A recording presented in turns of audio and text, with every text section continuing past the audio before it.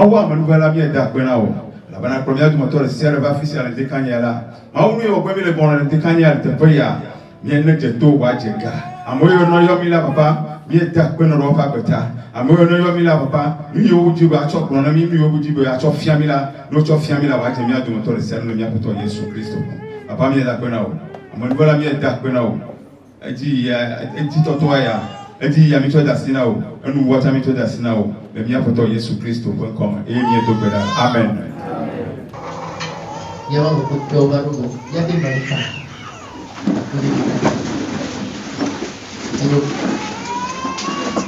Il y a ici, d'accord, et bien bon nous dire, ma chambia, tout ma chona, mon président, à me yoni yomia, ou à me amener la sikimenoa, yeni abeto, Isaac, Kojo, amenuglo. Mi voici que nous ma chambia, bien tombé au bout du bien tombé au bout de trouver son ami à la baie, ou à yomi, président au bout de bien le bois. Il y avait préfet au bout il y avait Danton, Fiakan, il y avait Adjini Cousin, par exemple, il y a Tato, par exemple, il y a Adjini Cousin, il y a Moulagan, il y a To, il y a No, il y a Fofo, tout le monde, il y a Ozonlo. Et ni dans l'ennemi, c'est vraiment une immense joie pour nous que vous avez répondu massivement à notre appel dessus. D'entrée de jeu, nous ne pourrons que vous remercier infiniment. Notre appel c'est le game de la sur à Pointa et il va fier. Et lui, il va pour nous dire, il y a tout le monde ici, il doit encore ouvrir au néon, au fond, il va rendez-vous pour vous taper. Donc, il y a un mois, 2016, il y a à son avis. Il y a un programme où il y a un problème au dodo, il doit pas d'eau, il y a un bien. Parce que il y a et il faut baisser. Et il va content. Il va donner une coupole. Après, un temps, il y a des deux biens à avoir. Bentana sorti à Bento Tamil, Bento Jimmy Popo, Bento Tanhalo. Voilà. À mon avis, il Odoga, Oyabe, Vocapo, Vono Fono Yone, Tanke, Loasime. J'avais taillé un dog game, il m'a tout le royaume Yabi. Vanni, Boignal, Adotame, Nibe. Le Guignao, il est ni au Vovi, les Tuta, le Tumu. Où y a les gens qu'on a la Copata qui m'a été à vous. Il va y avoir. Voilà. Le Guignao, la Fourni, il y a Cotilano. Il y a pour moi là tout. Il y a des vieux, là le bénéfice, là le bénéfice. Il y a des chômeurs. Voilà, il y a des galia, des vieux non, vous comprenez. Il y a des préfets boutons, il y a des intimes, vous voulez une vie. Vous voulez des vieux, mais alors les femmes, vous le bénéfice. Vous l'encouragez, il y a une valeur, et puis vous le bénéfice. Voilà, il y a des nuits ennemis, il y a des villes au combat. Il y a non pour action des niveaux de le roi, il y a quoi, il y a bon nom qui a une quoi, c'est quand même préféré, il y avait des tatogas, il y avait tobo, il y a tobo. Voilà, il y a vos photos, ton papa, la main, 10 000 blancs, à 10 ans, il y a des fiats. Faut wake up, à 10 ans, vous recevez dans le cas, dans le cabinet. Alors, à partir de cas, review. Gaïm, il est d'eau, vous capez dans mon 30e édition de Adjini. Et puis, il y a un 10e anniversaire. Autant pour plan, bon, il m'a passé plus bien la première. Voilà. Et puis, avec le cas, il y a un milliard de fiat. Nimi yo on mi la se ko fun ni wevo ni nyabo to do le nyagwa mi to mi dana mi na no duma aka san le nyana no duma ya mi lo won le ke mi lo fu mu wa ni nyabo ha cha mi ba lo na jin kwa cham be kom wa ni ade le nyaglo gudu ra tu do man che ni be mi na mi go nyabo ne pu ya mbazan ne ba di fioto ne va dire gâteau. Il y a le cas de port, Bono le port, Bio le port, 800 le port, 100 000 le port, 1 million le port. Là, tu ne peux pas me voir pour mon ami. Non, pas pour mon ami, pour mon ami, que le cas de quoi. Ni le prévoyant. Vous avez des bien sera efficace à toi, il y a un nom. Voilà, elle a guéri, fille, elle a eu. Mais, job, alors, il job. Le va, il y a vos gants, les gars. Et les gens, moi, le gars, moi, un niveau drôle. Alors, tout pavé. Maré, et tu vas me le dire. Maré, la voiture, on a me tu veux le tout, le vos gants, alors, c'est pas le tout, non. Le gars, il a bâti. Le gars, il se va. Le gars, il Togoville. Le gars, il a une coque. Le gars, il Coutume. Ou d'autres, on a pour Kajaro. Pour toi, les hommes, mon Dieu, Maré, de la voiture. La voiture, on a me dire. Ni ko kata ko mi le ni kata ko ni ko ne amade ko ni die ko ni tura jo mo che wa ko na nya ko bia ni tura ne ko aro asantia nya me o ne be mi yi ko bi ya pa aro nya so mo ni be do bi do takpa me mi tura ku ko na no wa de ke ne la nyua ipo i be do ko mi lo ne la nyua ipo nya ni be je ke mi le fi agbe de lo ko mi ala ko de la vi o ko mi ni mi da gbe ni va to mi no se kaka ke gari nko ma ibe mi le ma no problema ma ni mu la ko to na me ko le ke mi la weson ikebe asigbe wona baba ni mi ba glo wa enyu nga ba kaka ni mi wa ibe ya ibe na ba ko le ke mi la o ikebe mi nya be no la tuko wa o fu na ko la file mi nya be ke sino no le mi to mi nya be an ba ko yo piare le ko la ba tra te kwa do ike a to la ba ti no gama ikebe eti ma baka enya be vi o mo to de la mignon na o bi wa no kan je ti me ano pupu mo ware ne le gbe ma re agbole dia ano to ka nya bo ka ko nya wa e pe ma ne ji be mu ne bo ne le fo pa si ji bola ka ka ba ko a jo le ka la ko so ka mi ji mi pa si no gbe ya e ma mo fe ne ri konji e ja ji fia mi o ko so tra de ya ru tu bo yi ji ba e bo kwa nyako tutulu leke nyano agbe nyano tu adengero leke nyawo soho wegbe ngia challenge alo défi alo iko yo la ti ko le mondi doa leke yo la ti azone doma yo mi da wa imo wa doma tamo bi lenji ba ma to yo nya dareka na DG Teco ne nana ke mi jawa mu ko no le no amia nya no we ko ila ti nya no ko la yo wa e ko nya ma gura tun ti ani be no to no ne mia ni lo le be ne no menu ni o ba me ne so business o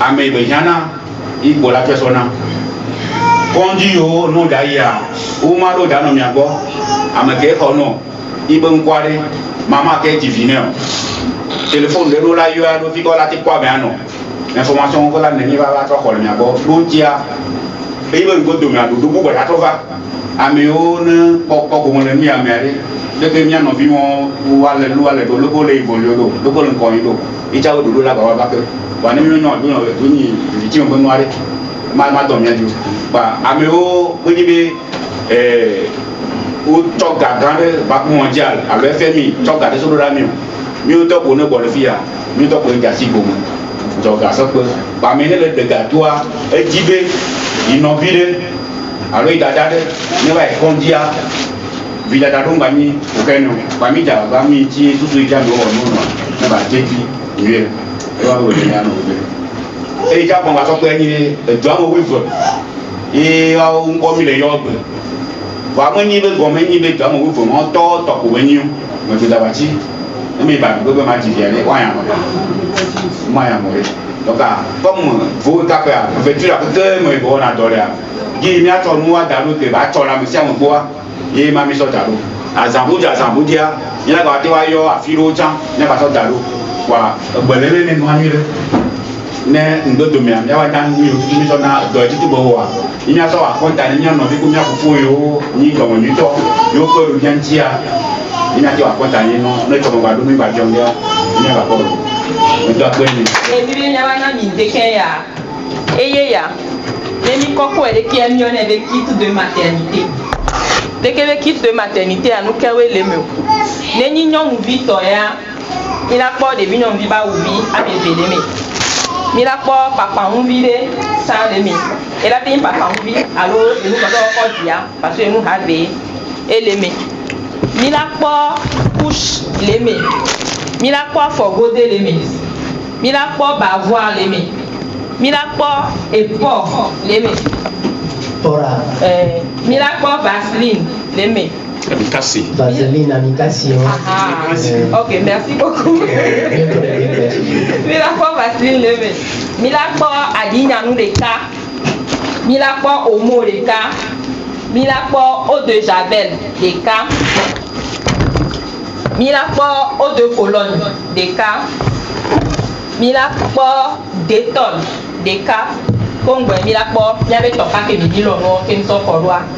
Mia bon pour asbe et vidi non ni na lo ti ga me ko divi ko ni nene ke mi na be mu ko po ni hiana o be vi bana mi so to kava e nu ko la te nu e me e de ala va ko la ko e no me nyu to me a e ko ni ja gbagba le na nya so dare ko susu be e la ba ke gbo an be a ma ba nu alo so pe na me ri o neva ni nya te so pe la me anti ni de via ta ba va le no me nyu to me le e be premier chose sur terre ami. Donc, à Mito, à Pénamilo.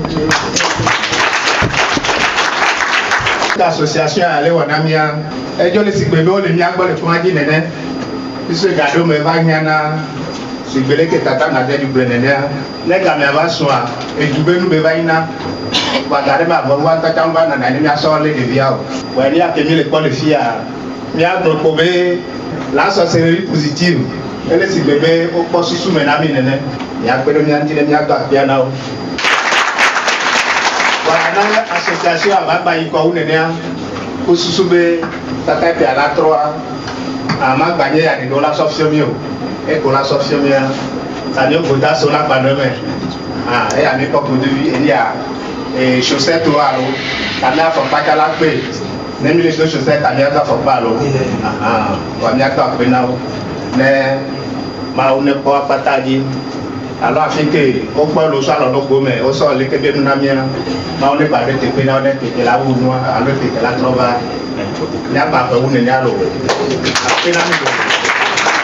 Nyanyawo odra na biji do wa nyanto binyabe mumoyo me no le sem na kai baba na mebe na ola to gakea do yin ola te po bide wa no mje so na be kikiri do donc association bo we ko be cadeau ya kebere nanya ni le hwe alove akpe na mikaka ni le do na mebe na susu tado dinu kiti mi so nebe kitona mi lwa ila wanti do bina ko didi so mi anti o ida pe na ni togwe gan togwe menchi mi yabe togwe ya engineer tout ton on a le ton pe ma wa di chon we ka professeur ban di ma da ko no ye ma ba da ko no ke ton le ma da ko no yo apataro ma da ko ni yo ke ke bo yo e mi ba ka ma ba da ko no préfet to bo be ndikanye ya jane ja ya no mi aduma da ko ni aba yi ya ja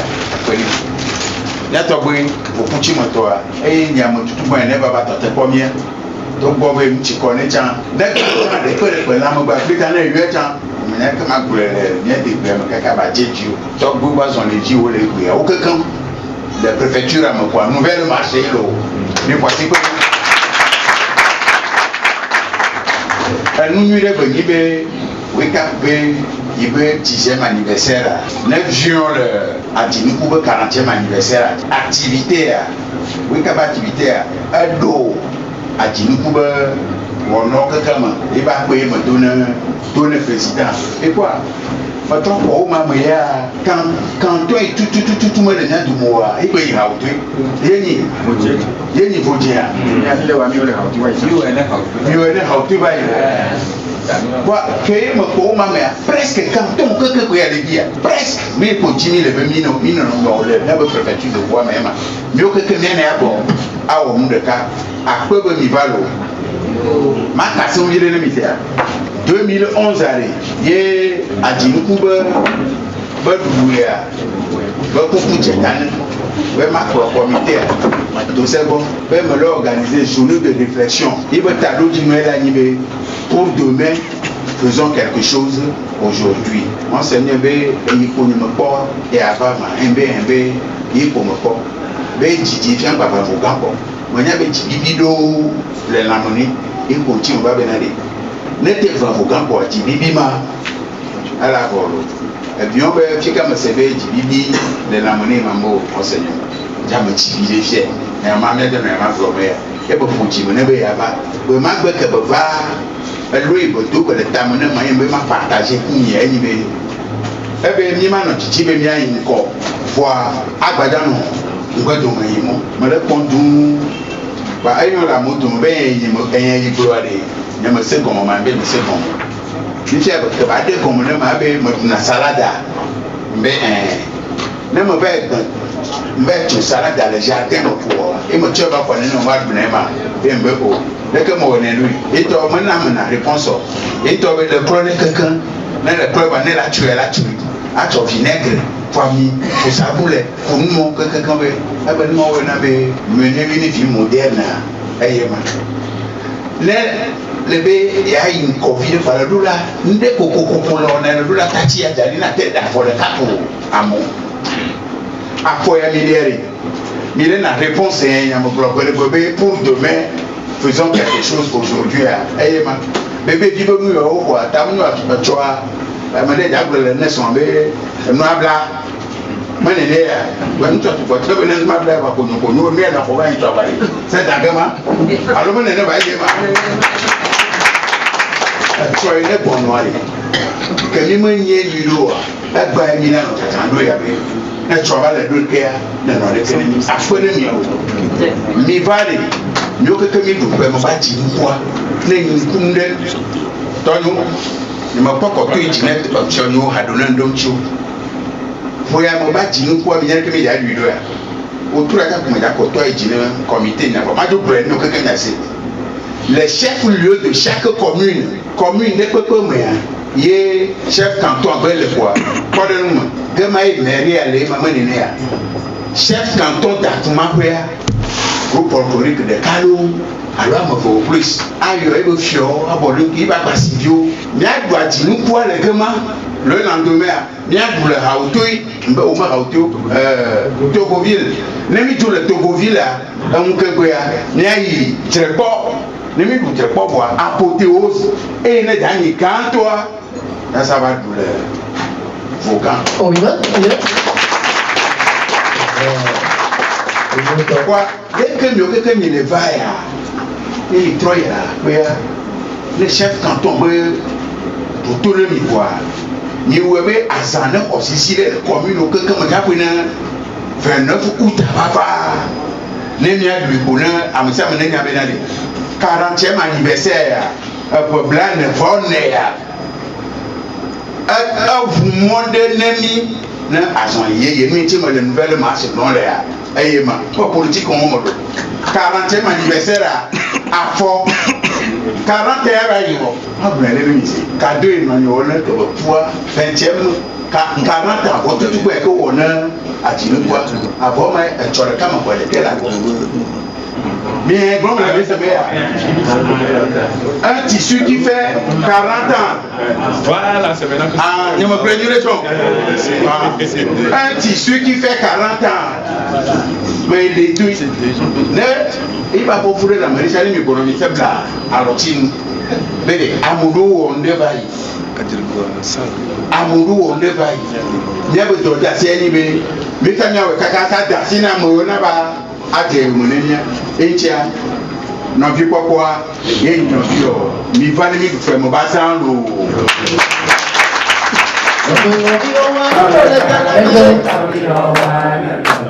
Leila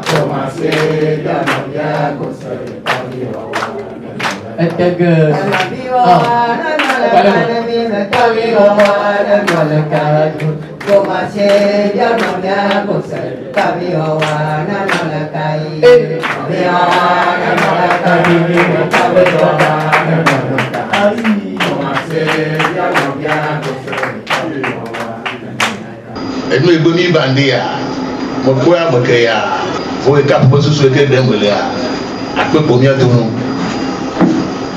bo wa le vient dans le bonbon le que faut le vient dans le bonbon lui a elle a namia bo fuwa elle a dit et qu'on annonce et bon on doit et pour de temps le mimo le toa mimo le de bo il est tacham le no fond il le to mo yi ni ma ba wa so kwa mo wutan yo tam yo vide le tire mi boloru de ba ton ya di par exemple faut ka pour ya bole de la ya to fugan a to puti ba e kloro go de le so mo ja de mo no de le to le to bo vide ya de la ba fugan de no so mo ja bo no ba de mi ya bo de fo wa de ya to ya de fugan de mi lo mi to ba go do mo mi mo bon politique o bolo ba mi to ba go do ne mi ko mi ya bo fo we akọ e tu le ko tu ma de tout le monde est que les pour les assamments sur notre codina voyez le que bien ouais non les assamments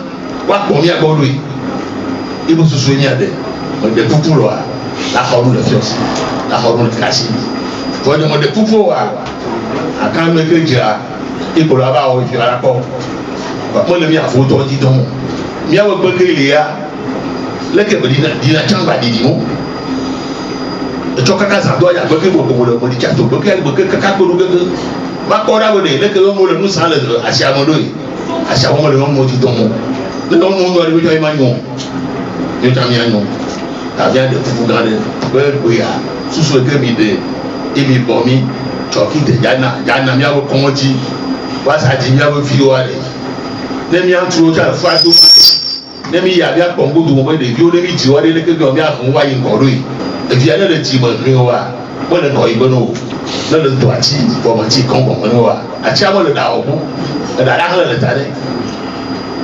Tabia the poor enemy, Dicaya, Yabo Commandant Butua, try to look with you at Omiado, Yabo Butua, try to look with you at Omiado, Yatapono, Yamoka Bafia, could do me.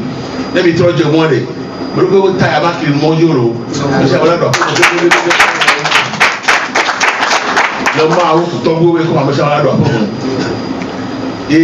atinuku a ya ja baba ko la ne ke bro ya de ya du to la ko wa ja bo fu kan to la sanu itu aka lo to ba sa yo mi ye ni afi o wo keke le canton vo fiamu ni chef canton mi keke we amo ma to ni be to pupo nu mi ko re ya to ibalo mi ade susu amole ya no cho mu da ngo ji le lo mo kwa do wa be do apo mo le lo ba kai wa di la do wa be do apo mo le kara yi wa di la mo mo ji ya ma le mi o mi cha kara wa fi o gudu fa de gbo mo le duro wa de wa di awa ya to mi ba mi kon gudu mo apo ne mi e de kene to ku atako su ke ebelia uma yo se do da so invitation de mia on ne le mo ma ji actuel des jeunes c'est ça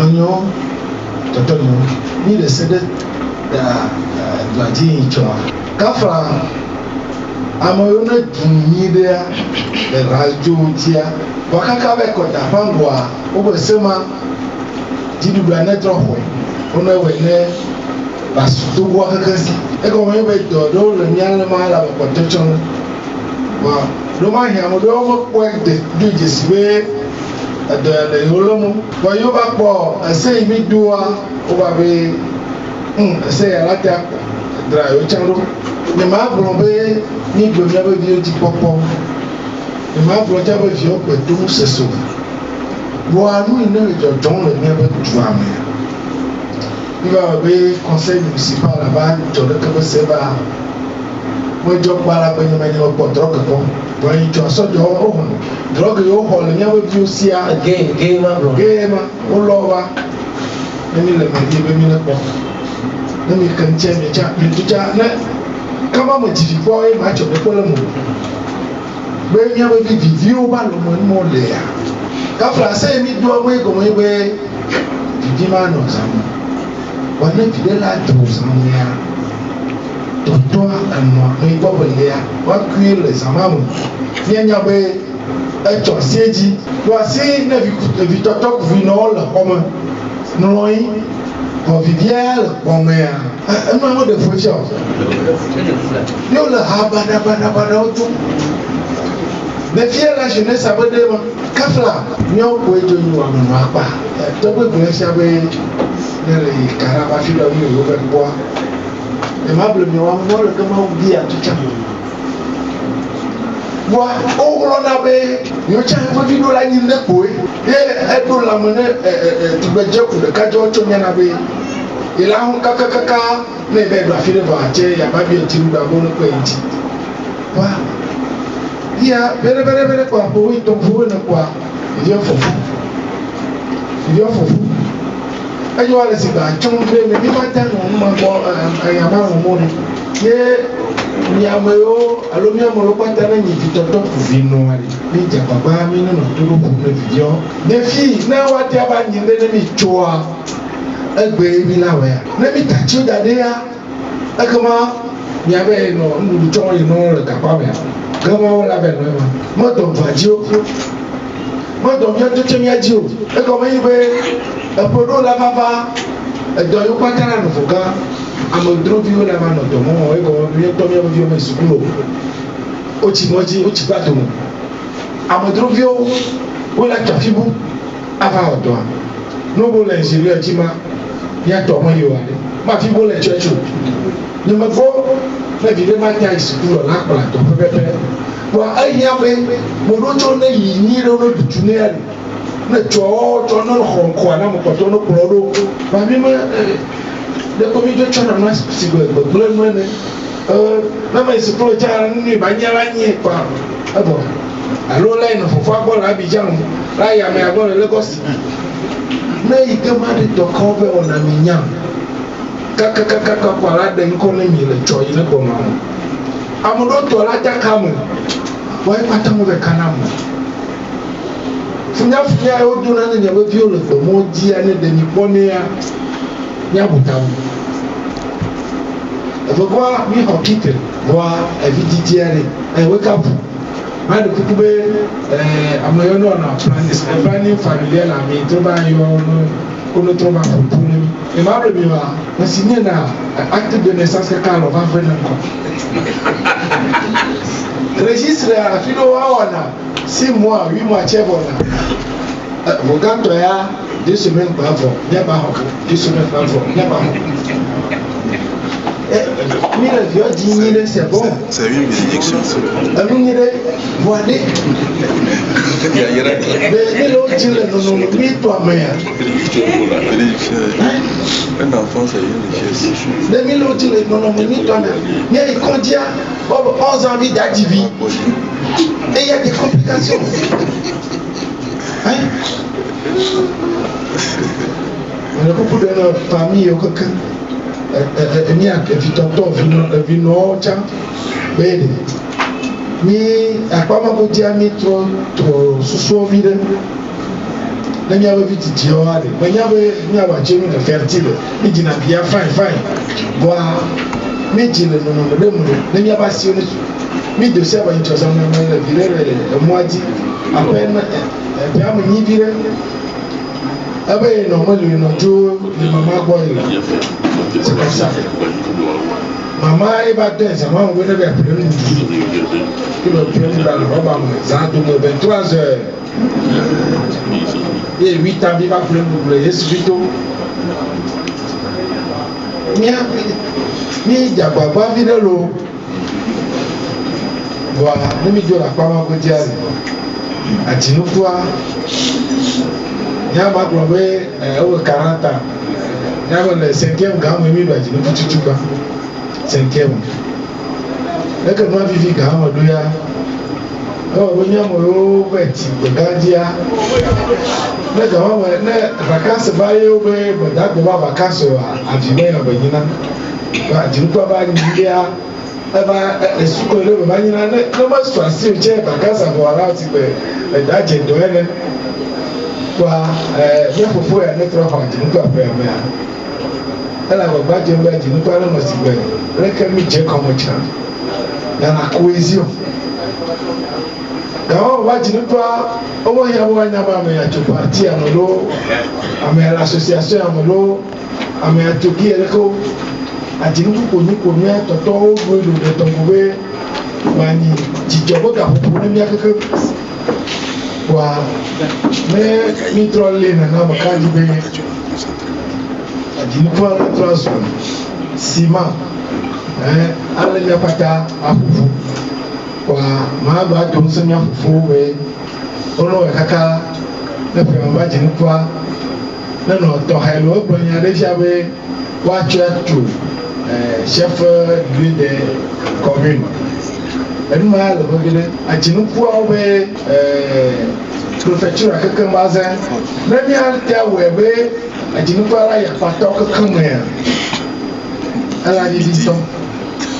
Na mo se ba jini ko ba to yo ba pata mo bo onya be yo bo cha jini ko acho chela ba wa produce an buka samedia ya ko la forolo ba ko bugana ba nyinde la chemi lo ajo acho ho e be abo ho li ya ba ko buga susu ni ro te anya ni ko fo chema ba mi adon so na ba va mo na na ei ma ba gro ale Jinuku ya ogavi de popo maka dream le lo na gba ni ponu echa se do jinuku am no se we mi gba bro we ogavo card ro pe la joka lo o le jikale dure na fi le ba egbe ni ogavi ya jinuku ya bo ya kompa na gba ni ponu bi o echa o bo timoni pu fruits de pole me se awon na cho gbe popo Seru da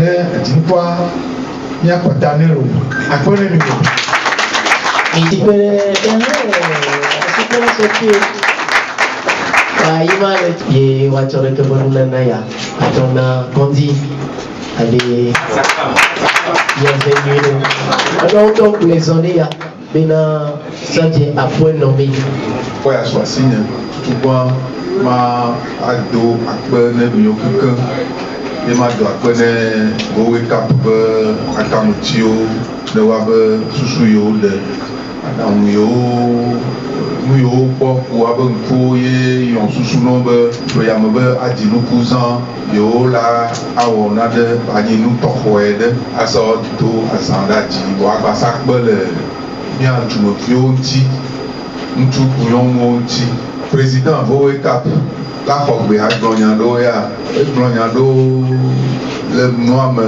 ŋɖo hiã ne mi le ʋu ŋutɔa me vɔa ne yewo gblɔ ya nyakɔa enyi yewo dzakɔa mi ma aƒoƒo nenema tɔgbe o o ɖe kpe mele agɔte ne nɔviɔ enu nuia le enu nuiwo yɔna ne mi katã mi le fi ya me ke be enu nui mele yi dzrom o wodzina ha ɖe be enu nui me dzina be mawɔ adigbe ele lãme ne ame sia ame voa gaɖo mea miabe tame susuwoa fi ke la toa yi ke ŋutia nɔviwo ya la be o leke yewoa toe ya ikpe nyo nenema ye ame ɖe le tagbati be ava ʋu gã ame ɖewo la tea to dzre kpɔ ame ɖe la be wo be yazɔ mɔ trala ko ne yava bɔ ame ɖe la tea be ya to akuma ƒe dzi ava wɔa kpata ʋu gã ko yewo le alo me ɖadze ya bele vevi ɖe be enya yi ke miabe tɔgbi gã bubutɔ tɔgbi zumeketɔ ya miatsɔ ɖe le me nkanti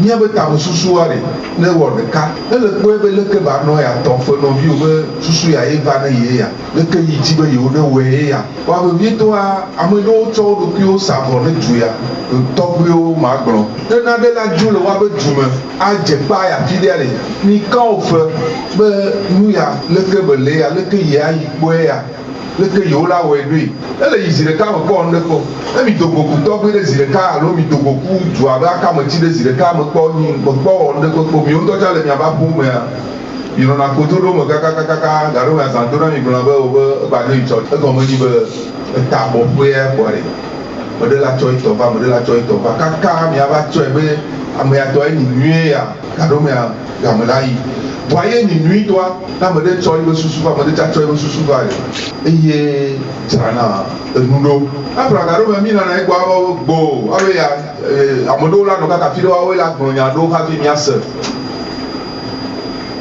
me so na gbo ne mo me nyu ne mo ma de gbo mo le ago jene no vio ao wa miabe susu lie garome va wona be la tsebe yinovia enya glon ile ido la kontene ya bone ne ma yo ne ma gba so ye dike ya susu ni de mi de kite ya o tsebe wa so na ameyo nonu yo la adivi akpele wanti amado wala ten suwasi uto la ple agbaso wuwe ya kake amado ke ya eya be mama mi tete mo ya no wasi o wa bia le puto ame ejigbe gbo le ye na ye no ti kwa ejozu ame ela odo ne mi ye gbata mi le fi amade mo nya ge mo ti wa leke no mo ike mo yo ta le ba ayin gba ji o le ba gbogbo amu amowe gbele nti o ameɖewo wokpe le nɔwo ŋuti kpe le tɔwo ŋuti egbea eva nyi ame ŋutɔŋutɔ yena ye be míaɖo la le be ne ɖevi yi ke gbo gbe dzi koa míɖo la le be ne ne gba le ƒodo me tsa míɖo la le be ne voa nu ka ɣe be ma gba gblɔ eya wɔn mi lia mekpɔ su o míabe mɛre bubutɔ ƒoƒu ɖe ya seku viviwo ŋuti seku funɔ leke mi le vidzi sugbɔ ŋuti enya le tiata wo gblɔ be via kesinɔnu enyi o tiata yo va via kesinɔnu enyi voa ne me dzra ɖo nyi ɖo ma te ani kesinɔnu no o ne ŋutɔ tsa me dzra ɖo nyi ɖe hafi be va wa ma te ani kesinɔnu no o ŋɖewo le dzɔdzɔm le míabe dua me eyi alawo gbe ko míagblɔ ya lawo gbe ko míagblɔ ya míabe viwo me tsitsimo wo le vidzi kaɖo me ne le va yi kɔndzi ya mamawo ma te ƒoƒo ɖe ame aɖewo dzona le aƒe me atsɔ fu akpo ava abe vidzigbe yo gbɔnɔ ame aɖewo yɔna ame yi ke do fua woyɔnɛ vɔ meva nɔ medza ke nu ade me o medza atɔ ɖe le me o nuka gbɔ nu ma tso minɔ gblɔ ne mia nɔviwo le ŋutsu me le nyɔnu me ne ŋutsua nya be yi do fu kɔa le efua xɔna wotro masi ɖeke tete kpoa ma nɔ dadzra ɖo la nɔ dadzra ɖo ye kaka wotro masi ɖekea la nɔ dadzra ɖo hafi gamea la va su yi ke be ne le va kɔndzia de egbea dziɖuɖu tsɔ ɖoɖoɖo sɔlɔ kpekpe le nyɔnuwo ŋuti funɔwo ŋuti ɖoɖoa ɖewo nye wozu yi ke be eme wole kpekpe le mia ŋuti evɔa wozua ta la va yi vɔa wo ŋutɔ zero ŋdekpe ma gba nɔ asiwo la gba wɔ emɔ mi nɔ nuƒoƒo ne mia nɔviwo míabe viwo ɖekadzɛwo tsã etugbedzɛwo tsã mi nɔ nuƒoƒo no ele be ya wɔ ɖia ɖewo suna hafi wɔnɛ ne be yi la wɔe kɔa ɖewo suna vɔ ne le gbe dɔ avu ya kɔa la nɔ kɔ koe ne le dɔ avu kɔa de la nɔ kɔ avu yi ke dɔm mi le vɔ mi me kɔnɔ mu eye nyi enu yi ke me nyonyo mo amewo me mama yiwo kpata ne le mia gbɔ sage-femme yiwo kpata ne le mia gbɔ woawoe tso mia dome gi yawo de ne wotu afi ɖe va woba kpɔ klime ne mi wometso míame dume woba kpɔ klime ne mi no ya woate akase ma tso mía ŋuti anyi baɖa lo anyi nui fa ele veve ɖe be míale ŋku le leke be numɔ ŋuti evɔa ne le le kpɔ le axawo dzi ŋutete le asiwo le be yi ma da le wo me wa yi tsa menyo ne ŋutete li no wa kotoko ma tɔ ye o wotsa sɔ kpe le ame ɖe kpɔ be efɔ fu wa womele kɔndzi mo le kpɔ le be ma ke ma de mo ɖoa me yi dɔ yi be viwo metsɔ yi gbɔ nena ɖe va dzɔa o yɔ gbe na kuma ƒe le tso be kuma ƒe tɔ ɖe va dzi bi tsɔa ne dagbatitɔ le nyawa be dagbatitɔ ɖe woayi le dzotso dagbatia kɔa evɔ wotsa eba le kpe bɔ ema kɔa be le vevi ɖe be li ame aɖe menya mo wa ame aɖe ya ne nye ne míate sɔ adzra enu ɖo nu ya teƒe kpɔm mi va le gbea ele vitukui ɖe bɔa ekeke ta mɔ ɖeɖe meli alo mɔ kpɔkpɔ meli mi va dona go le kea wa ya ɖoa miota mi me le segbo miota mi me le segbo miota mi miabe ŋkume le kpɔgbɔ ne mi agba va wɔ ke alo gododo yɔ ke miana tsɔgbea na me yiwo ne le tea be ŋu mamawo leke mi le ɖoe leke mi kpɔ ke mi nukae mi dona go waka se nu ne mi la yiwo miwo kpata be susu wa be nu ya ye dzɔna yɛ nu ya ye dzɔna yɛ wa be le be mi le be ne mia le ŋku le leke be nuwo ti ma do akpe ne ame sia ame megame mi vo enu ŋutɔtɔ ko mi va o akpe ne ame sia ame akpe ne bowoe kaplo. 2 ans vivant. Alors, mais c'est Yann, Mouni, quand tu as taillé, qu'est-ce qui se passe? On a des problèmes. Nous, est-ce que sans bientôt pour les filles, pour les déjà 50 ans, 60 ans, est-ce qu'avant il y avait ça? Pour on les décaillés vidés quoi? Oh, qu'à flanc aux jeunes 20 ans. Là, j'ai envie de me lâcher à l'autre, mais bon, au pire des cas, moi, bon, qu'est-ce que je vais dire? Au pire des cas, mais va, je ne sais pas, à Déco, à Simétrou, quelque part. Parce que, on m'a dit les 2 ans violés. À mes boulets au lieu, il est imaginaire. Et les drômes, il va se mettre dans drôme, et les doubles. Même avant, ça peut vous paraître bizarre, les gens font ça. Et on n'avance pas avec ça, parce que, à cette allure-là, on n'avance pas. On parle des violences sexuelles et harcèlement. Et on les dit à Sillon vidé. Oh, ils ont bien yédi. Nous les yédi quoi la parole, c'est faux. Là, mais avec mon frère, autant dit mon ado, et pas. Et voilà, c'est simple. On vit à et Bahamdo, et puis après. Après ça devient des problèmes parce que on allait autour. Nous allons autour, là, et nous, Jolomi a dit, il va donner un coup de tassion, le biasi. Il va donner un coup de tobago. Il va donner un peu et tomber les miasi, niner les miasi, attaquer les miasi, et je ne sais pas, et Tovino, comment on dit ça, et si votre papa a été polygame, il y a des gens qui sont difficiles, il y a des Wanda, ou Viaoa, ou il y a Zetoa, ou les miasi, oui, on rit, mais c'est vrai, on dit ça, on a déjà dit, je suis sûr que peut-être nous tous on a une fois dit ça, parce que tu traverses certaines situations. Les noms les ont. Au calme, au Québéna, il n'y a pas de la fidéa. On me donne un jour de. Il y a 25 ans.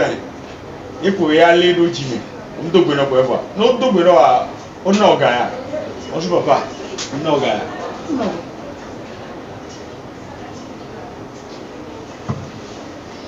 Les jeunes n'ont pas accès à l'éducation sexuelle. Fifi dit un collègue blanc. Et Vidi dit je pense que, je ne sais plus, c'est le préfet. C'est le préfet qui était en complet façon rose, c'est ça. Et qu'il est glorieux, sage-femme. J'ai vu une sage-femme. Je ne sais plus si elle est sortie ou pas. Mais quand les bons sage-femme, on est trop, à mon coup, comment on a tout son coup d'eau, sexualité baignante. On parle de l'éducation sexuelle. Parce que si nous éduqués au mieux, moi je me rappelle, j'avais le BPC à Takpamé, j'étais pas à Takpamé, mais on était en vacances à Takpamé, c'est à Ria, je ne sais plus. Enfant de la maison de l'ancien Premier ministre, M. Kofi Sama, paix à son âme, qui est un doyen, bon, peut-être certains le connaissaient. On dirait qu'il avait peur de me parler de la sexualité. Il y avait c'est là-bas que j'ai appris l'histoire de mon oncle dont je parle, qui a travaillé au TP. Sinon, il m'a dit, il y a un gâteau là, c'est il y avait les blancs, et fou, il y a un qui à ta vie, il y avait deux et ton il y avait un school. Il y avait à ta gagne, à ta vie, avec plat. À cause de fou, quoi. Qu'il y a déjà un double zéro. En fait, je pense que je n'ai pas dit ça, qu'il y a 2 fois. Moi, je viens à vivre. C'est-à-dire, quoi, mon domaine professionnel. Ils sont mis à ta oula. Il y a un prototype. Il y a un message. Donc, c'est dans cette histoire-là que Etonye va l'aider. Sinon, il y a dit que va l'aider, Nyao, Bobé, quoi, Bina, Enouena. Bon, il y a une ligue, Bina, tu vas avec plein d'or, voilà, moi, il y avait, donc, on va boire les Hadjina, tu vois, il y a même avec plein d'or, voilà. Et donc, on va boire, et la Hadjina,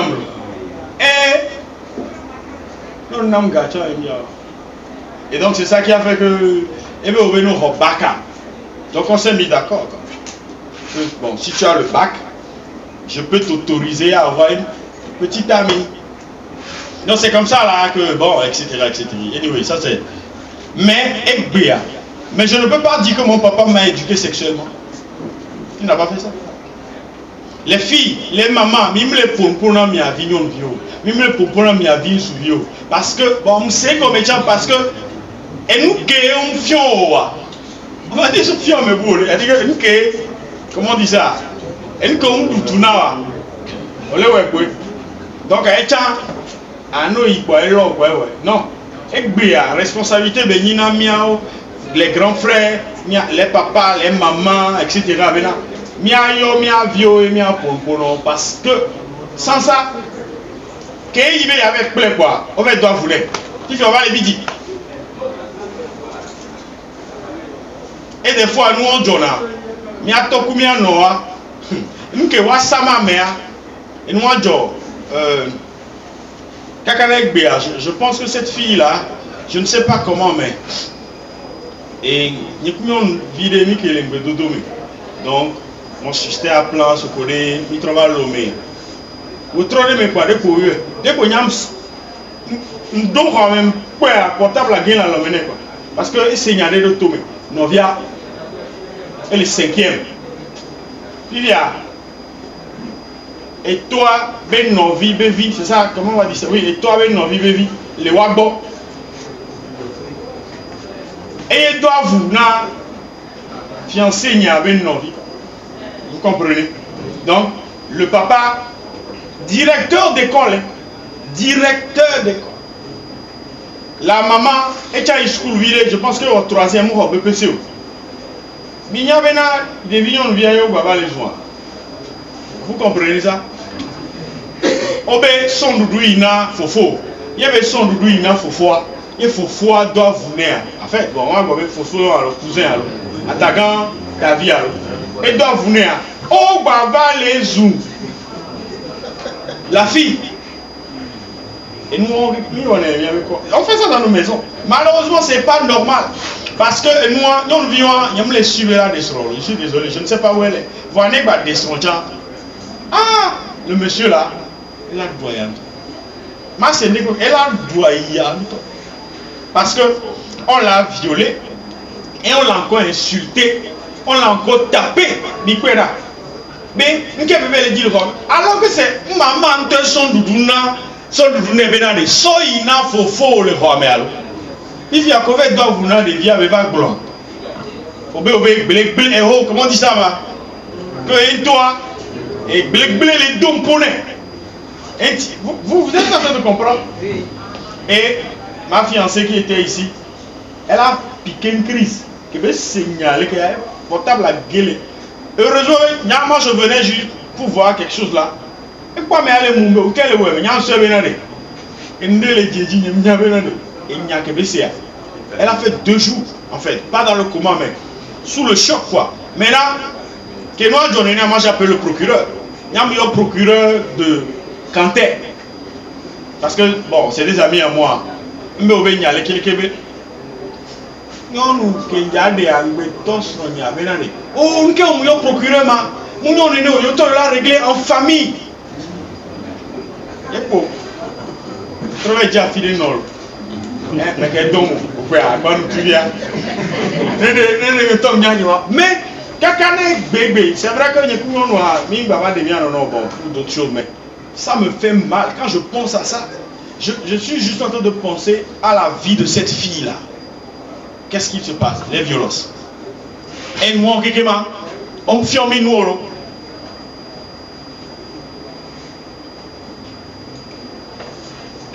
Nous qui sommes courant, que ben yang profite aller to pour namia e ningo. Maso que les mia si be kafla, il va finir quoi? M'le nous blaver. Allons petit blaver. Pour quelle raison n'est jamais petit blaver na papa ou fofovia ou soit nem daso 12 na papa. Et ma soeur 8 né, on doit la dégommer. On doit la gagner quoi? Papa, qu'est-ce que vous avez? On est d'accord alors. On va 8, papa la 12. Sinon, en temps normal, 10. Wami va quoi ben avec Béa. Et nous on va les dos. Nous on coupe maintenant caca à cavaler coupe maintenant. Bon. Est-ce que vous pouvez se rendre et gagner coupe maintenant et il y a sous les coupe maintenant. Quel coupe maintenant pas mais caca ouais. Et que les points ouais on mouille en noir. Il y a sorte de non. Bon. Bizarrement, la vie ne fait pas le moine. Avec un les viens noirs, il sort deux non. Avec un les viens noirs, au point les fonds bobés, à moins qu'il les poils le fond. On met l'envie de Bélanie, on sort 18. C'est ça qu'on appelle les inégalités. Et c'est les problèmes là qu'on a. On me connaît là pour nous à la une quoi. On me les quoi. Oui, t'inquiète, c'est bon. Avec on là pour nous à la une fois. On me les quoi. Avant qu'on mouille wa et il y a des taux bail on peut mourir les 10 000 il y a mon loi quoi on a un riz là en tout temps on faisait je pense comment il s'appelle c'est Togo grain non ou bien quoi là pour aider les gens le riz du Togo malheureusement on ne va pas en SAT à ceux qui en ont besoin on va plutôt en SAT à mon travail les plaies en SAT mais là il y a 100 millions ici. Là tu vas appeler en ça toi que on la c'est là so que l'eau à mon Dieu et appeler et mon 100 millions. Et toi donna et mon loube sako. Il est seigneur. Il voit dernier. Et donna mais là don mon sako et on la trop doli. Mon lou ya tu sors de fier. Donc le riz dans ça, je pense c'est 10 000, non, 12 000, je ne sais plus, quelque chose comme ça. Donc, et on nous revend ça à 18 000, à 25 000. Donc, riz de Taïwan, riz de Thaïlande, il y a Tcham, il y a Tobago, il va appeler riz délice là. Il y a obé et mon rôti. Et mon rôti, obé et riz délice là. Fille, où elle est. Mais qu'est-ce qu'il dit, il va appeler Togoto. Comme il dit là, en fait, c'est comme on dit, un peu Gali a collé pour Vivia. À un moment, il y a Gali 200, à un moment, Gali, il faut qu'on ait Gali, oui, timide.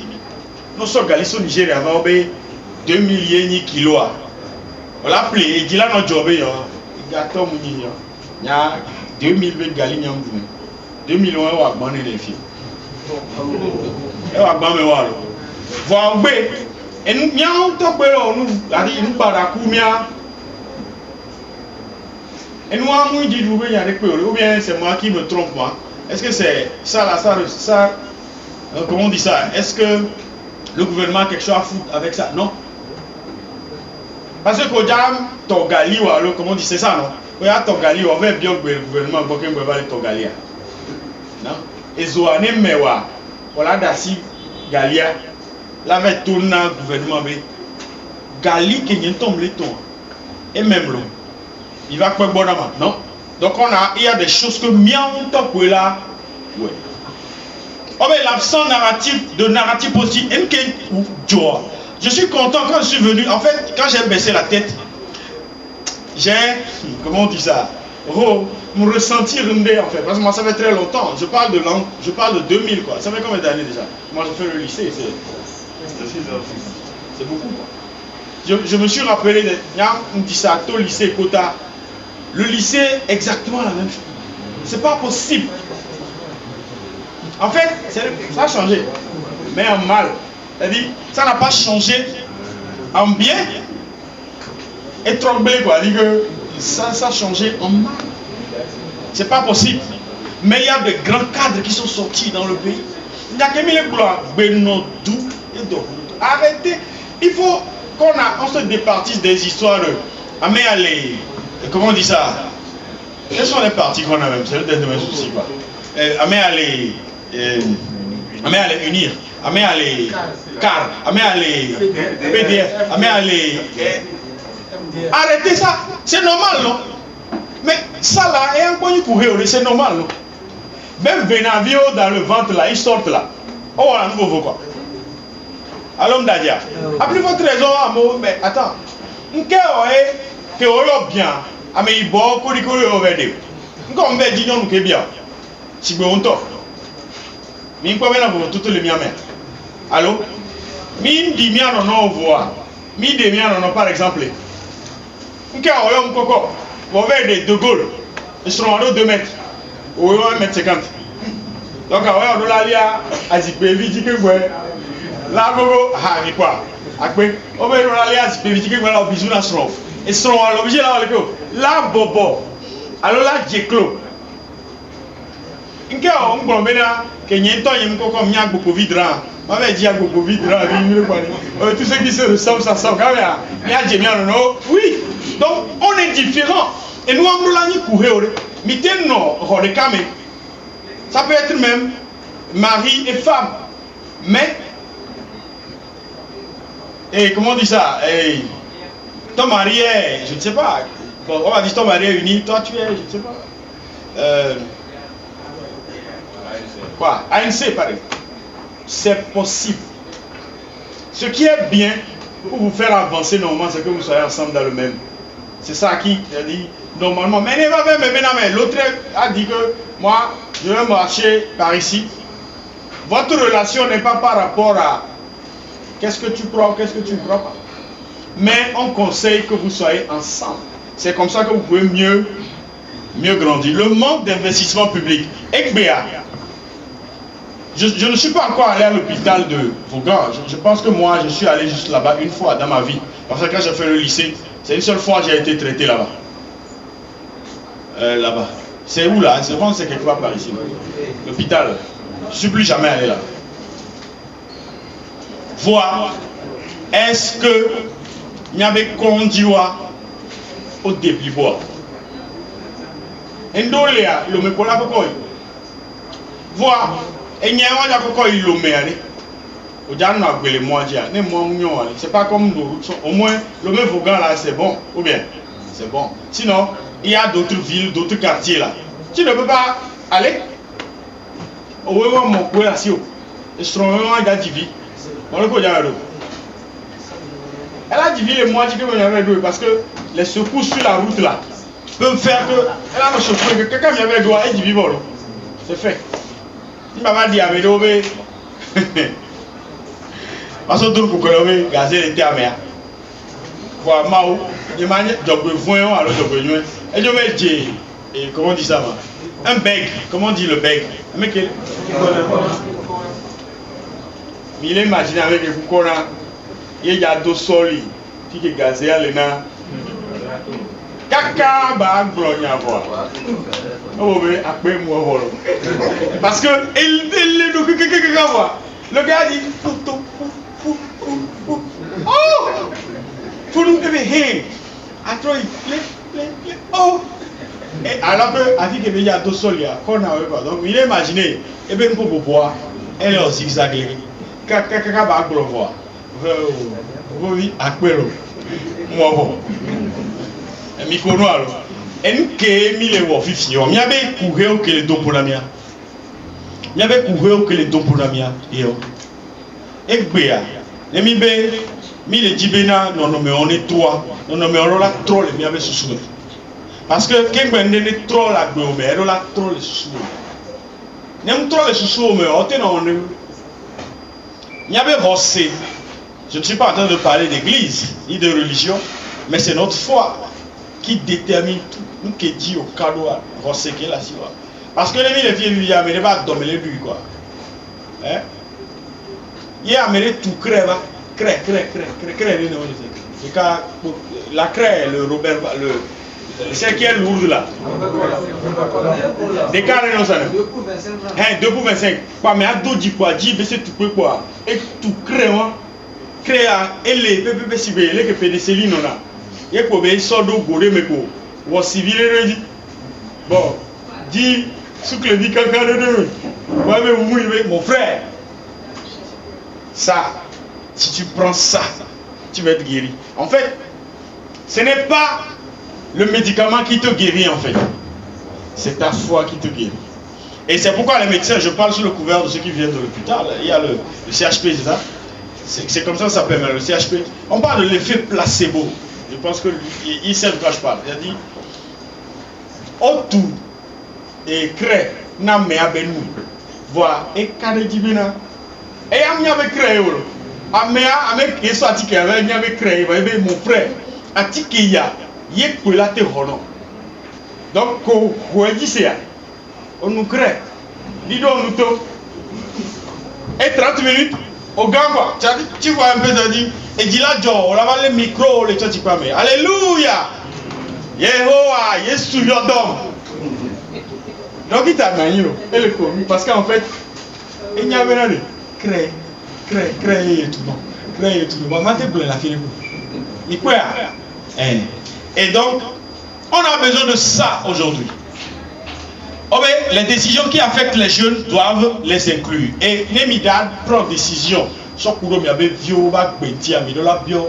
Enfin, même il est bio autorisation, on va mettre la non.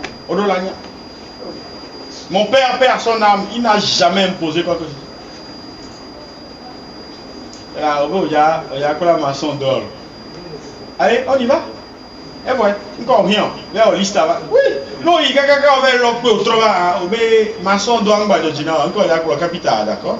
Ça veut dire, mais là, il capitale. Non, il y a encore la coucou, d'accord? Oui, il va, on est obligé d'accompagner nos jeunes jusqu'à ce qu'ils reviennent. Et nous, miao, djilao, mille ouais, n'y va. Quand on tient une dokita, parce qu'en fait, au revoir, on a 2 les maths, 2 les SVT. Et quand on a une dokita, il y a. Quand on va comprendre les vieux, il y avait nos tours, les nuits, oh, mon docteur, tu vois, des vieux, maman, j'ai 18 ans, SVT, oh, mon docteur, regardez, dokita pour l'année là. Est-ce que c'est le choix de l'enfant d'être dokita?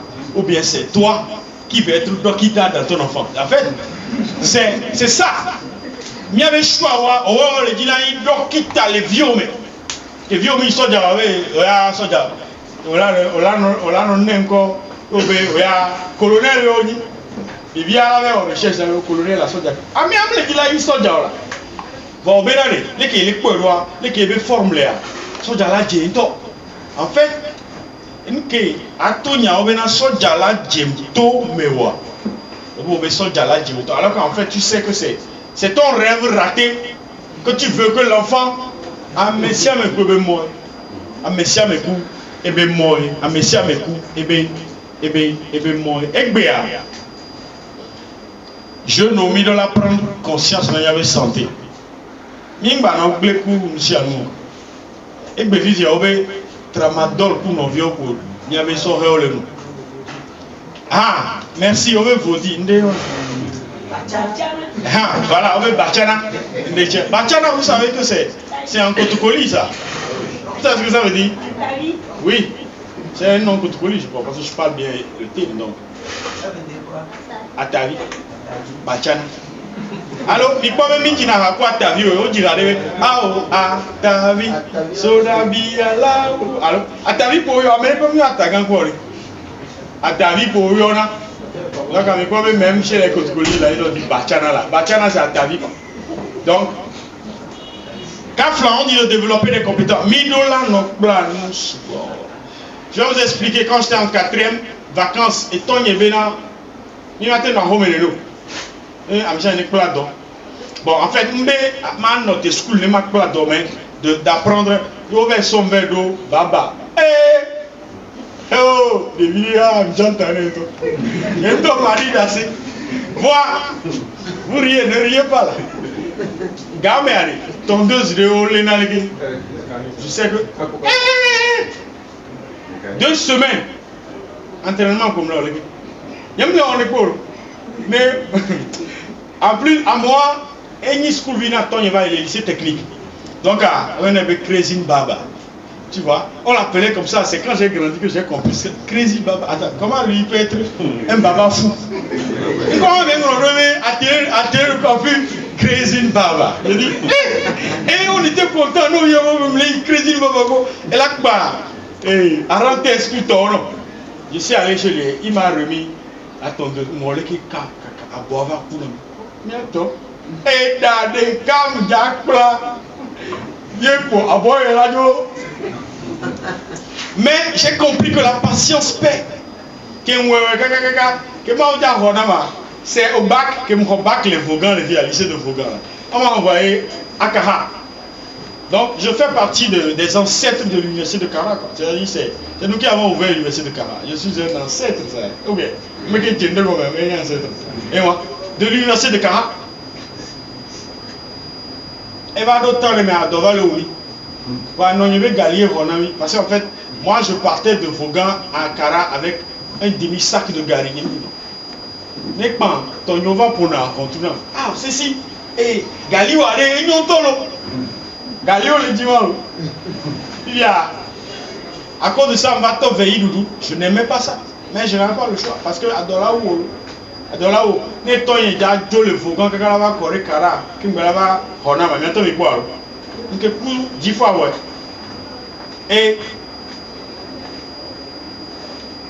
j'ai commencé par coiffer les gens. Ah, j'ai gagné beaucoup d'argent. Je vous promets. Ove et da 300, hein? Bon, comme on est ensemble, mon frère. Il y a beaucoup de bébés, bébé, il m'a encore là, mais là, il doit aller voter. Parce qu'en fait, le vote, tu as dit là, bon, vous regardez vous. Les gens ont construit des grandes maisons à Vaughan ici, qu'on a voté. Ils ne vous ont jamais dit. Normalement, il faudrait que les anciens soient vrais avec nous. Et je pense que c'est le devoir. Mais à tout combien non pour le voir. Mais là, tout n'y a pas de vie. Mais là, on a quoi si bébé là et nous si à nous. Comment on dit ça va? Et nous si à nous. Et faire non. J'ai un jeune que j'ai encadré. Il a 2 masters. 2 licences, 2 maîtrises, 2 masters. Et on est 6. Allô? Et bien, les biens, je vous devais dire. Mais il y a un peu de venir sur le miatoa. Est-ce qu'on a des domis quoi? Parce que, au Bénin, 40 millions de tourna miato, gamme. Pour Kaflan, nous n'avons pas ici. Et vie, admettons, les 2 femmes, vous avez combien? 6. Voir, elle est tout school fait. Et 40 000 amis. Elle est nan d'outil. 40 000 amis. Elle est pro. Comment dit ça va? Des viols et conduits. 40 000 amis. Vous ne voyez pas qu'il y a un problème. Est-ce que miato? Et toi les plongeurs, quand on a un statut qui veut la dire, miato mi blémi là. Et il y a des quoi. Dit que. Et nous on a des 40 000. Alors il y a les dadjements. Il y a quelque chose. Il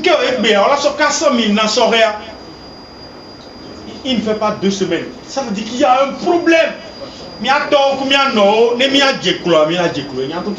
C'est important aujourd'hui. Parce que on va partir.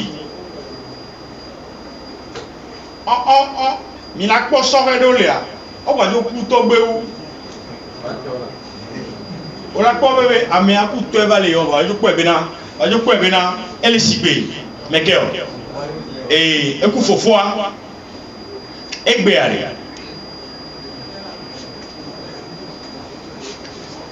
Mon y sort et bé. Mon y sort et bé.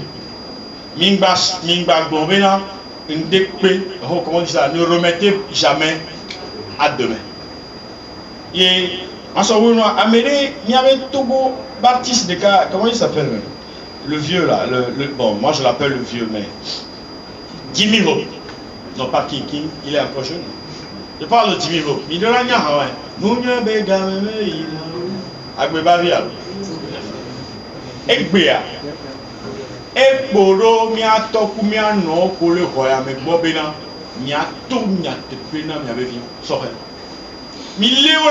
Parce que de toutes les façons né au dos 100 ans egbe il est tort la gbea et vie pour y ayo alors le gars ayo ora il tort la yo beto gbea alors vie glonia et là yo beto gbea ora il no gbea yo beto gbea il va t'appeler toujours son nom et là pour bidi enfant là pour tadi enfant voilà 100 ans Donc, mille de kukuna mi papa kuma mo. Egbe ayi do mi adi voa. Mi alle bi de bina. Eni doda sina mi akeke bina. So heone dutuna gbea. Endo le que yi nu wawla. Dites ça aux enfants. Mi fion nous ne wa nyale que wala zondo les et wa zo egbe wa zo et so. Parce que des vieux il y avait question on est comme la mère que tu garder dans jour va venir vivre là si voilà encore que non on a bien va no yo be kono a ji jona me mi bo yo amene bo be kono kwa ame akonu ke nous si pas déjà ame ate o ne yi ho me a no do ho me a si la lewe c'est-à-dire avia elle a été roi. Donc, s'il vous plaît, il me laisse des coucous papa ou maman. Sans rien coller roi mère. Mais notez, et ne pas les guessos du pôle le bas. Mime les nous, mime les plats nous. Vide que tu as les namicha, mime les plats. Mais les tournois, mi a toku, mi a nobe, fifia, WhatsApp, benyae, oh, TikTok, etc. On doit la gagner que la zania. Je vais vous expliquer. Nous, il y a la bleue, c'est-à-dire, il y a la trop tourno, il y a ta boque, c'est-à-dire qu'il y a la trop bleue, comme la connomme. Donc, et quand avec que il y a, on y a vidé, on le dit la bac plat, et sinon, et soit là, on est là, tout mais c'est zéro. Et que mes filles, on va partir au doctorat, on dit que si vous voulez que la mélange, attention. Il y a un logiciel, on met ta thèse en même temps, on sort plagiat quand tu es mort. Et bien, on globait un professeur d'université de voir. Entre temps, peut-être il enseignant, on va au plagiat. Mais combien 25 ans après leur thèse, on va au plagiat. Donc on a trop fort. Donc vraiment, on a trop fort diplôme à ici.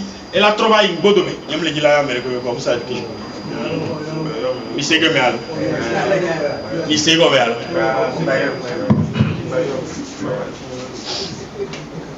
Maintenant, je vais vous laisser la parole. Si vous avez des questions. Je suis arrivé. Je suis arrivé. L'autre thème, là, il n'y a pas de souci. Je pense que j'ai essayé de rentrer dans tout le reste. Maouné domine. Et ne blaguina, quel que soit le nom que vous donnez à votre Dieu, moi je ne veux pas savoir. Si c'est, comment on dit ça, Attaque ou Korabi ou bien c'est Mao Sobolis, moi je ne veux pas savoir. Mais, à Messiame, Dola Lebena, Nkeji Bekado. Parce que non, le Bénin, elle va ça va te laisser sur le chemin. Donc, ce en quoi tu crois, tiens ça. Est-ce qu'il y a des questions? Est-ce qu'il y a des questions? Maintenant, j'atterris. C'est bon. Mais tous les conseils communaux, il n'y a ni maire, il n'y a ni député, il n'y a ni nul. On n'a pas besoin d'être à la tête pour participer à quelque chose. Et bien, par exemple, comment on dit ça? Et chez moi, comme Tablico. Il y a plein, même il y a plein de choses. Je ne veux juste pas parler. Moi, comme j'ai eu le temps d'avoir observé, j'ai grandi un peu ici. Bon, disons, 3 ans, c'est beaucoup de choses. J'ai vu un peu, j'étais pas petit, donc j'étais déjà au lycée. Bon, et nous sous-bon. C'est pourquoi je me plains que le lycée n'a pas changé. Et c'est pas normal. Parce que vos grands vieux sous-bon, est-ce que le président est maire Béni le Fia? Voilà, Mido Yanti. Président maire Bénia. Député Bénia. Je ne sais pas, ministre Bénia. Et c'est ça. Donc je pense que elle est un exemple. Mim rien là notana ndekpepe kembela wono parce que quand flaner ne sia et si va les donc pour mettre que le quoi mais donc à mère comme il avait mère dès que bela tout era do la va tout le quoi mais kembela wo enti doa et nyako glorifia et trop donc kunde que va donner mi so iji jale lomé iji de jae au blanc il peut les réseaux dit au ici là moi un soudé kembela ba do bois il y a une petite rue bien gouvernance si peu moi qui tout fi avec. Bon, et bien, vous allez le Covid. Et bien, na oku, comment on appelle les caillasses là? Les maisons qu'on a cassées. Et vous, vous êtes en train de comprendre ça? Québec, nous avons quoi, mettons là, mais quoi? Mairie, oui, monsieur, comment vous allez? qui vous a donné l'autorisation de... Mais quoi? Vous avez vu que le pays a des problèmes? Il n'y a que mis les couleurs.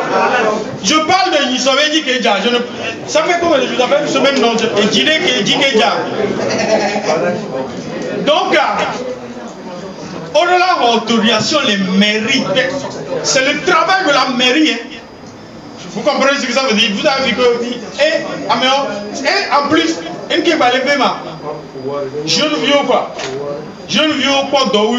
Les mairies, DST, comment on l'appelle? Direction des services. C'est quelle connerie, c'est quelle technicité vous avez comme ça? Moi j'ai dit, mais attends, on soit allé, on peut là. Amenez Québécois et voilà. Il a... Mi pas maintenant, il est fou quoi. Et des fois, normalement, même la colonie, mais la famille, parce que c'est pas possible. Regardez, on a des soucis. Et il est où le tonton? Comment il s'appelle? Et si, président, si vous avez vu comment on a fait, et dit, et achevé et sigimilé. Comme on voit, on a souffert pour quitter l'hôtel pour venir ici. Je vous promets ça.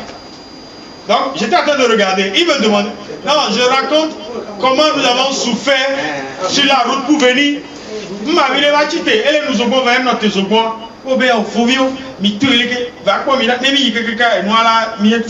Moi j'ai dû sortir. Elle va nous tendre. Bon, nous sommes là, si on va au fond du ville. Parce qu'on fait de quelle voix, mais. Nous notre télé, quoi,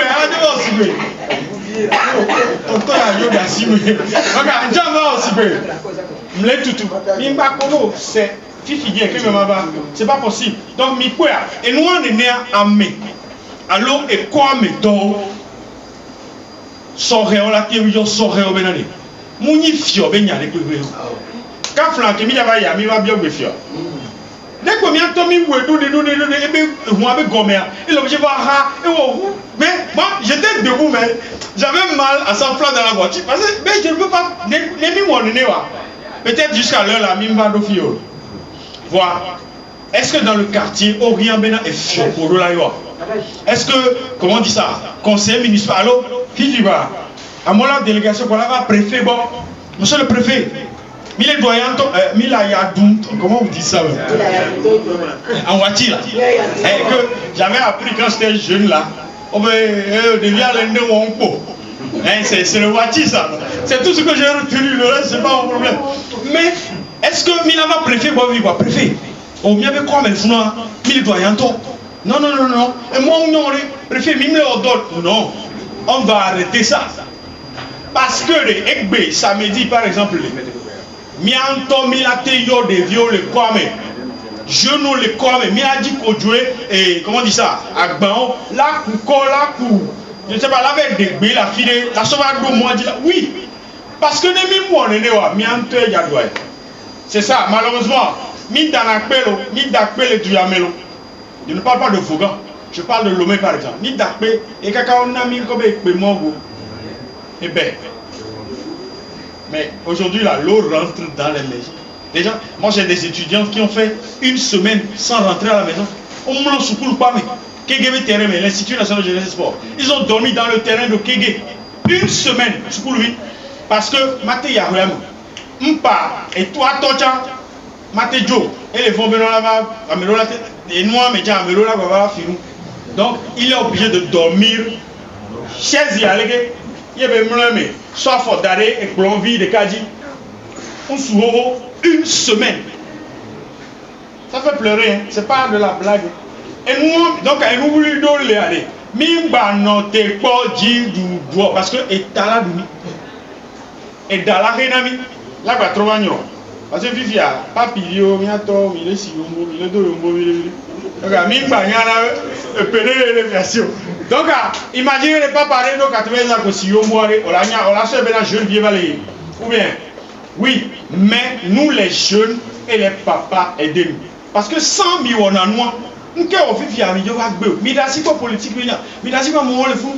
Et nous qui avons mis les moukas, même si je suis dans une île, est-ce que c'est parce que nous avons fait mais nous avons fait un petit peu, nous avons fait une île, job.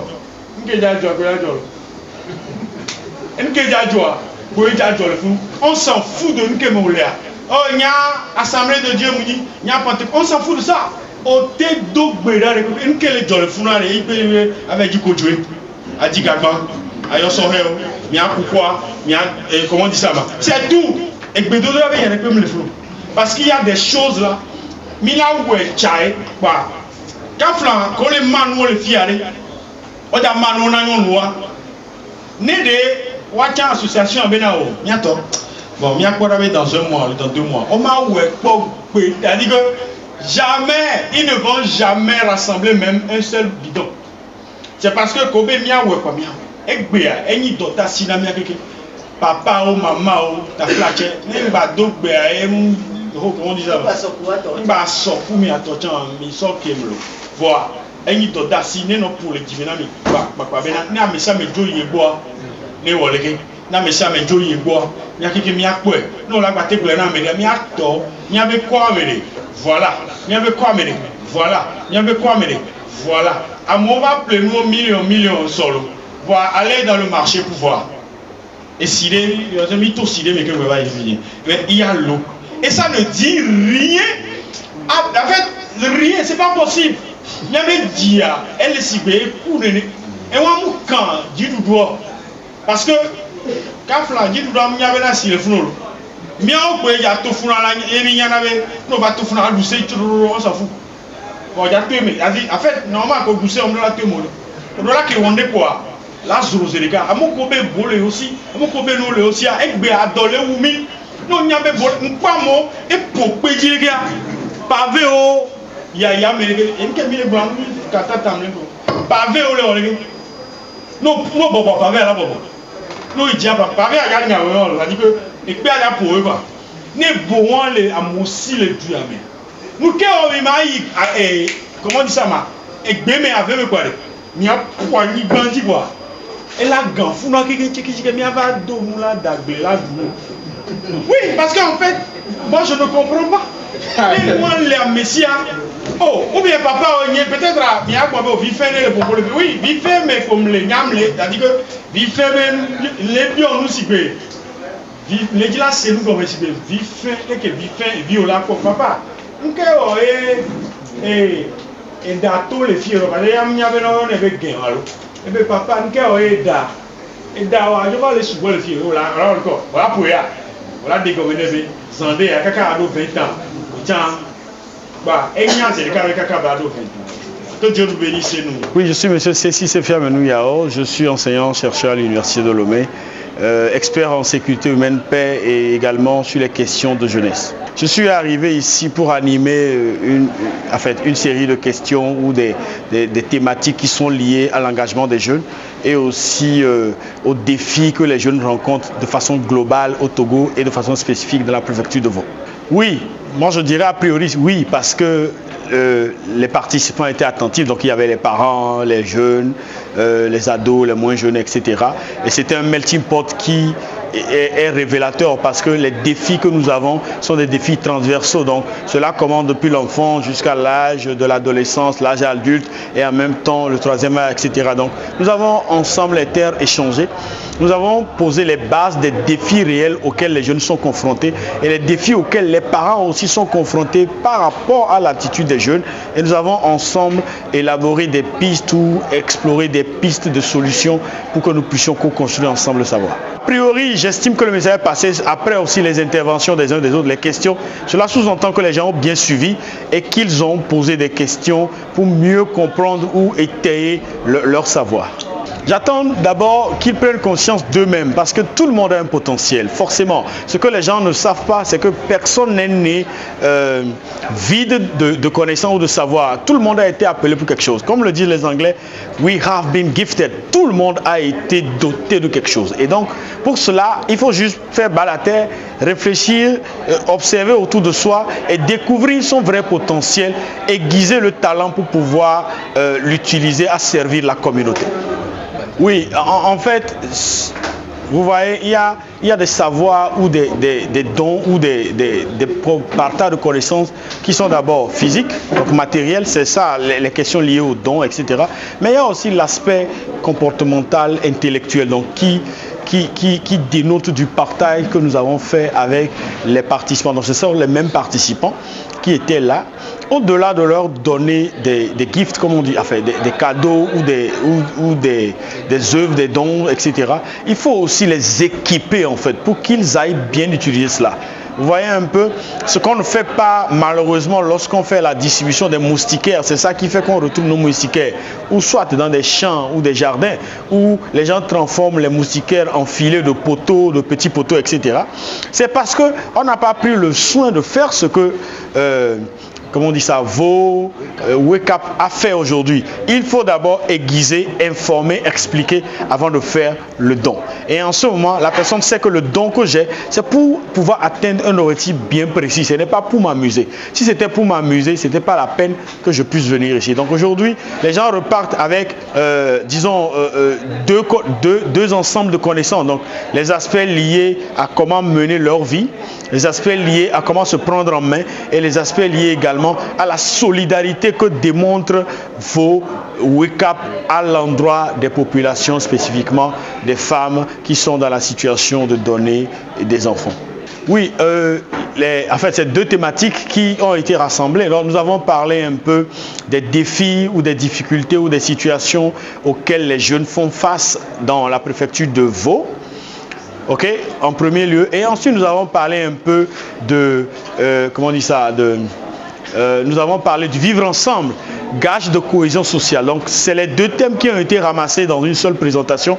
Donc, nous avons des défis, mais pour pouvoir relever ces défis-là, il faudrait que nous puissions inculquer aux jeunes et à toute la population ou rappeler les bases ou les fondamentaux ou les valeurs du vivre ensemble. Parce que, comme on le dit, une seule main ne peut pas, en fait, un seul doigt ne peut pas nettoyer toute la main. Donc c'est ensemble, c'est les deux mains qui se mettent ensemble. Et on a besoin de l'un et de l'autre pour pouvoir arriver à développer ou déployer nos potentiels. Voilà. Notre association Wake Up est à Vaughan ce matin pour deux raisons principales. Comme vous le savez, notre association Wake Up est lancée le 3 mai 2016. Cette année, nous sommes en 2026, ça fait 10 ans. Donc, pour célébrer les 10 ans d'existence de notre association dans la préfecture de Vaud, nous avons initié un certain nombre d'activités, notamment des dons de kits de maternité, des formations avec des thèmes révélateurs.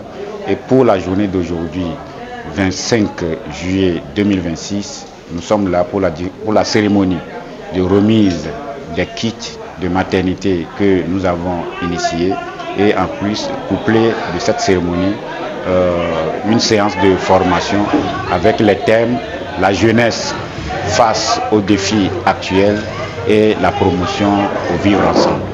Comme nous le disons toujours, nous sommes très satisfaits que l'objectif est largement atteint et que s'il y a encore à faire, comment on peut encore faire et réussir mieux qu'aujourd'hui, ça va être vraiment notre focus à présent. Ce qu'on va dire, c'est que les consignes que nous avons données par rapport à tout ce qui a été fait et à tout ce qui a été dit aujourd'hui soient vraiment respectées. Et pour que les kits de maternité que nous avons donnés au centre de santé de Vaud, qui sont au nombre de 12, que je peux facilement citer, Vaughanville, Vaud-Coutimé, Atahonu, Badoubé, Dagati, Momé, Djirkpo, Zoti, Akumape, Sévagan et Vaudjé dans le canton de Rahoté. Oui, c'est ça que je disais un peu au début, que nous avons couplé à cette journée, à cette cérémonie, des séances de sensibilisation. Et si vous êtes intéressé, comme je l'ai dit aussi, avec deux thèmes révélateurs. Le premier thème, c'est la jeunesse face aux défis du moment. Et puis le deuxième thème, c'est la promotion au vivre ensemble pour une cohésion sociale dans la préfecture de Vaud. Ça n'a pas été facile, ça n'a pas été aussi trop compliqué, ce n'est pas aussi trop difficile et impossible. Car dit-on, vouloir c'est pouvoir. Nous y sommes arrivés aujourd'hui tout simplement parce que nous avons des soutiens de part et d'autre. Et c'est pourquoi nous saisissons aussi cette opportunité pour adresser notre gratitude et reconnaissance à l'endroit de tous ceux qui, de près ou de loin, ont contribué pour que nous puissions faire ensemble cette marche de 10 ans. Et prochainement, nous allons compter 30, 50 ans et ainsi. Bon, tout simplement, on dit que la crédibilité de l'information précède l'informateur. Donc, arrivé à un moment donné, des gens ont donné beaucoup plus de crédit à VOECAP. Et ça, on l'avait déjà senti au moment où nous faisions les mobilisations pour les contributions. Nous-mêmes, on ne s'attendait pas à un tel résultat parce qu'au début, on partait sur le principe d'un objectif 20 de 100 kits, alors qu'aujourd'hui, nous avons dépassé plus de 200 kits. Nous sommes autour de 215 kits, taille à plus de 500%. Et c'est avec la satisfaction et c'est le soutien que tout le monde a pu manifester à l'endroit de notre association et nous les remercions infiniment. Oui, comme nous le disons, nous ne sommes pas à la première et nous ne serons jamais à la dernière. Et comme je l'ai dit tout à l'heure, cette année, nous sommes en train de célébrer les 10 ans. Bientôt, on va compter les 30 ans, on va compter les 40 ans et ainsi de suite. Donc, ce qu'on a essayé de faire par le passé, vous avez vu que ce qu'on a fait aujourd'hui est beaucoup plus important que ce qu'on faisait. Et c'est comme ça aussi que dans l'avenir, nous allons nous améliorer beaucoup plus davantage et faire encore beaucoup plus que ce qu'on a fait aujourd'hui. Nous avons initié cette formation à l'endroit de la jeunesse tout simplement parce que nous aussi, nous suivons une génération. Donc il va falloir quand même que nous aussi, il y a une génération qui nous suit. Donc c'est pour ça, comme on le dit dans notre langue, sous les vieux palmiers, il faut qu'il y ait des jeunes palmiers. C'est ça qu'on est en train de faire en préparant les étudiants pour qu'ils puissent prendre valablement la relève. C'est vrai qu'il y a mi ti komi va no enyi be mi do mi be ka tutu no do ko isi o dan ko ni be bovio no fon no yon e mi yo le fo go be fo kapea ele bu le kwa mo wo ya mi o do dade do so bon va gbe akoto de mi va do mo venti do tutu ban to enyi be mi a o nana ne nya be konji yo ne le vo fliam e mi we ne konji ama wive e vo gwan nya ba tutu do den nya be sohwe le ke o la te eno gbebe nkeke eno anagbe le gbebe nkeke mi ke tsome la nyunuwa e vo gwan le ke mi to nya be ramenono kodo gbenodu gbedo ikebe mi ate yinko se le ko gbebe gbenodu e do do to mi o ntimi va vo ngano be ya wa we mo e gba di nyuka di tonche enyu ka tonche donchi ya ke mi to mi ja tonu ya dia gi mi be mia wese mi le globe vihenu yo que mi to va gbe a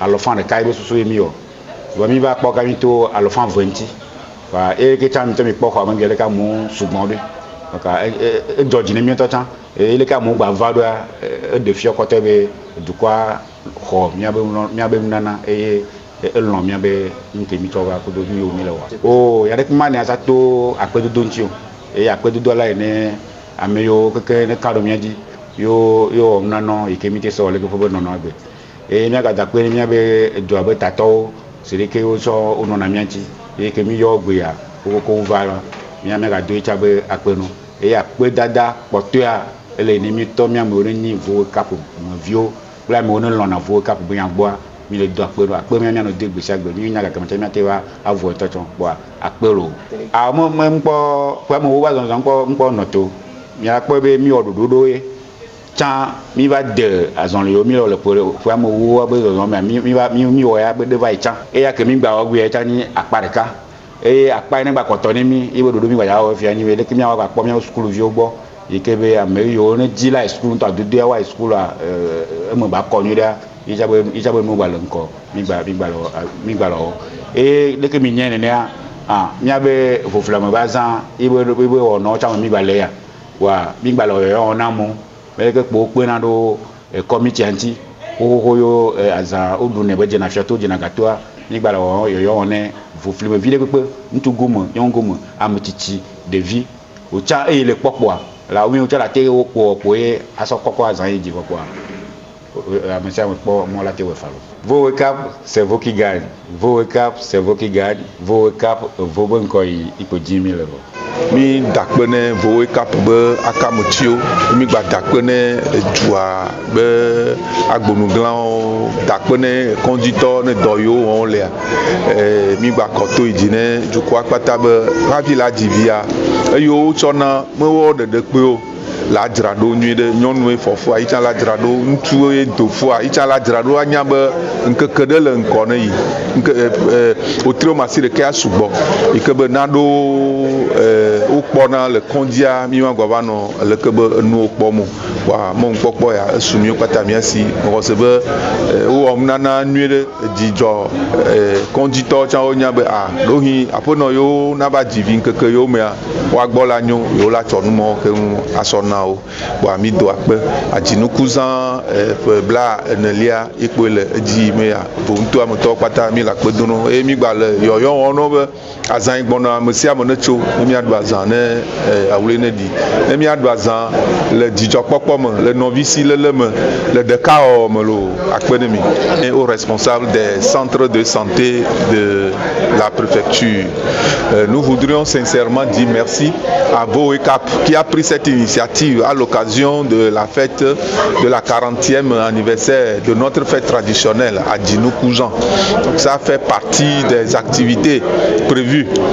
Je dirais que c'est une très bonne chose. Penser déjà aux enfants dès la naissance, c'est une très bonne chose, puisqu'on dit souvent que l'enfant est le père de l'homme.